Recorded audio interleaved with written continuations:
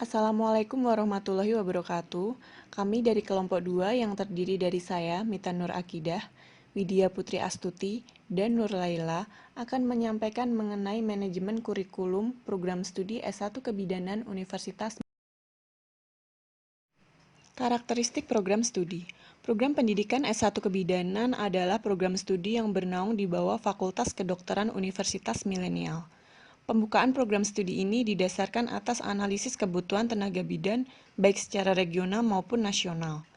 Pendidikan kebidanan merupakan bagian dari pendidikan akademik dan profesi yang terus berkembang untuk menghasilkan bidan yang handal dan berdaya saing.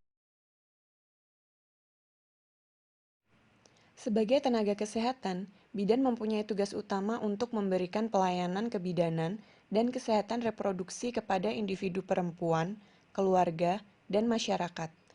Nantinya, lulusan yang akan dihasilkan dari program studi S1 Kebidanan ini akan memiliki gelar sarjana kebidanan. Profil lulusan. Profil pendidikan kebidanan di Universitas Milenial mengacu pada profil bidan secara nasional, yaitu sebagai penyedia pelayanan kesehatan dan perawatan atau care providers, sebagai pengambil keputusan atau decision makers, komunikator yang baik, pemimpin masyarakat atau community leaders, dan sebagai pengelola manajemen atau managers. Kompetensi lulusan. Kompetensi lulusan yang ingin dicapai dari program studi S1 Kebidanan Universitas Milenial ini adalah melakukan komunikasi efektif, berperilaku etik legal dan keselamatan kerja dalam memberikan asuhan, melakukan asuhan kebidanan, melaksanakan manajemen kewirausahaan dan kepemimpinan, melakukan promosi kesehatan, pengembangan diri dan profesionalisme, serta sebagai peneliti dalam kebidanan dan. Berikut ini adalah bahan kajian kurikulum untuk Prodi S1 Kebidanan. Kompetensi yang pertama adalah melakukan komunikasi efektif. Untuk mata kuliahnya ada ilmu komunikasi dan konseling, ilmu perilaku, dan sosial budaya.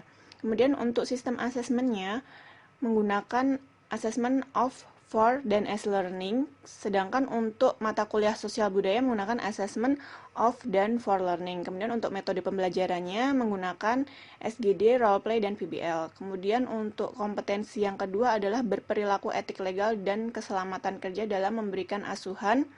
Mata kuliahnya ada etika dan hukum kesehatan kebidanan serta dokumentasi kebidanan. Untuk asesmennya menggunakan of dan for learning itu untuk etika dan hukum kesehatan, sedangkan untuk dokumentasi kebidanan menggunakan assessment of, for, dan as learning. Kemudian untuk metode pembelajarannya sama seperti yang di atas tadi, yaitu SGD, roleplay, dan PBL. Kemudian untuk kompetensi yang ketiga adalah melakukan asuhan kebidanan. Di sini mata kuliahnya ada keterampilan dasar praktek klinik, asuhan kebidanan kehamilan, asuhan kebidanan persalinan dan bayi baru lahir, asuhan kebidanan nifas dan menyusui, asuhan neonatus, bayi, balita, dan anak prasekolah, asuhan kebidanan remaja dan pranikah, asuhan kebidanan reproduksi dan ginekologi, asuhan kebidanan kegawat daruratan maternal dan neonatal, kebidanan komunitas, kebidanan patologis, pelayanan KB, gizi dalam kesehatan reproduksi, farmakologi, biologi dasar, dan mikrobiologi. Kemudian untuk sistem asesmennya, untuk mata kuliah asuhan kebidanan menggunakan assessment of, for, dan as learning. Kemudian untuk mata kuliah gizi dalam kesehatan reproduksi, farmakologi, biologi dasar, dan mikrobiologi menggunakan assessment of dan for learning. Kemudian untuk metodenya ada SGD, roleplay, PBL, dan bedside teaching, serta ada praktikum.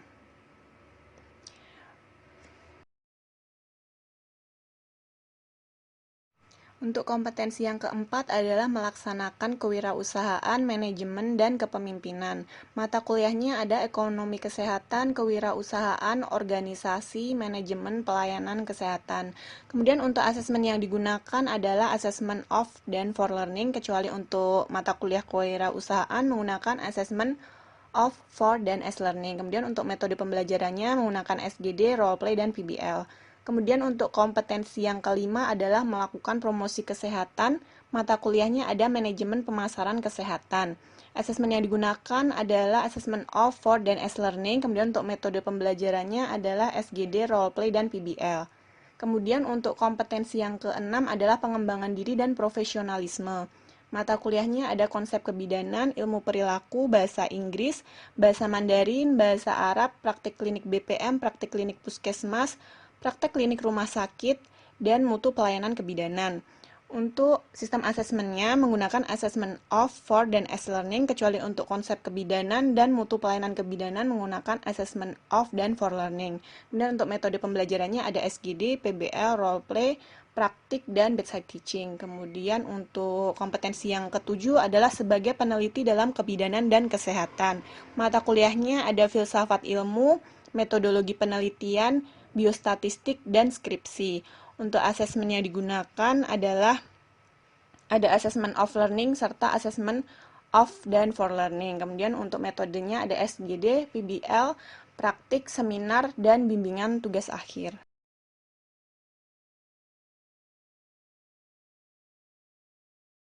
Program kegiatan institusi. Kompetensi yang pertama adalah melakukan komunikasi efektif, kemudian yang kedua berperilaku etik legal dan keselamatan kerja dalam memberikan asuhan, yang ketiga adalah melakukan promosi kesehatan. Untuk kegiatan pendukungnya ada pelatihan Service of Excellence serta seminar keselamatan kerja.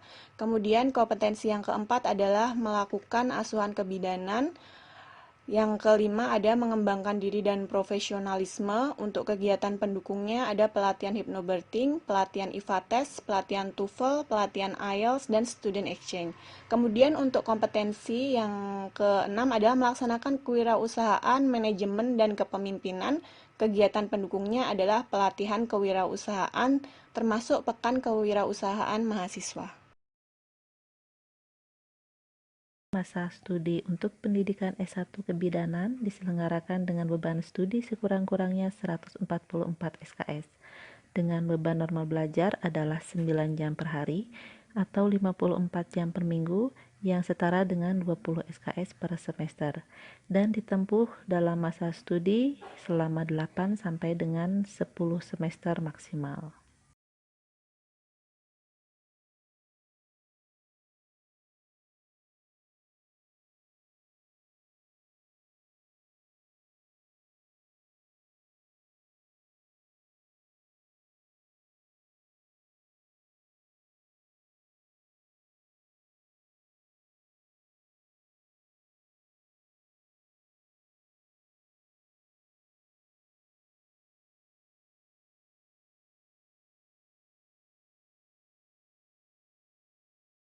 Untuk pembagian beban studi ini terdiri atas mata kuliah wajib sebanyak 8 SKS, mata kuliah program studi sebanyak 98 SKS, dan mata kuliah penciri program studi sebanyak 36 SKS berdasarkan dari visi misi program studi. Untuk penyelenggaraan pendidikan S1 kebidanan ini mengacu pada peraturan pemerintah yang berlaku, dengan kegiatan proses pembelajaran yaitu meliputi yang pertama, perencanaan pembelajaran yang terdiri atas RPS adalah rencana pembelajaran semester dan RPP rencana pelaksanaan pembelajaran.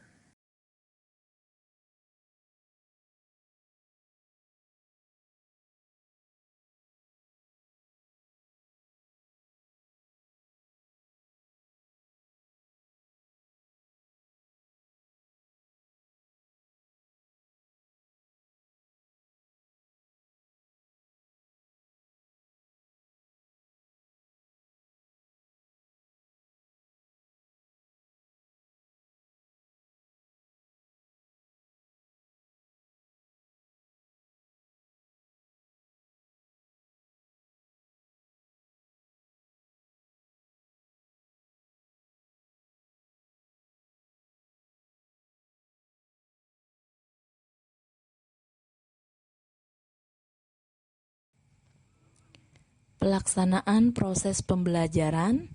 Untuk proses pembelajaran dapat dilakukan di kelas, laboratorium, dan klinik.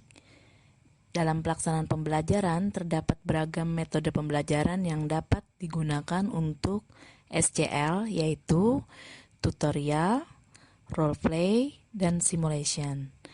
Ada juga problem based learning atau PBL, project based learning, cooperative learning, collaborative learning, dan contextual instructor.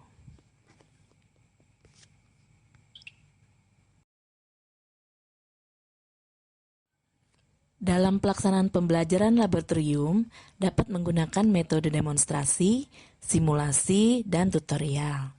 Sedangkan dalam pelaksanaan pembelajaran klinik, dapat menggunakan model preceptorship dan mentorship, atau dengan menggunakan metode pre- dan post-conference, bedside teaching, coaching, maupun lain-lain. Untuk pengawasan pembelajaran, ada 3 tahapan, yaitu pertama formatif atau UTS, dan sumatifnya atau UAS, kemudian ada ujian praktek seperti OSCE maupun seminar. Sedangkan untuk teknik penilaiannya itu meliputi observasi, partisipasi, unjuk kerja, tes tulis seperti MCQ ataupun esai, tes lisan, dan angket. Sedangkan untuk instrumen penilaiannya itu ada rubrik ataupun portofolio.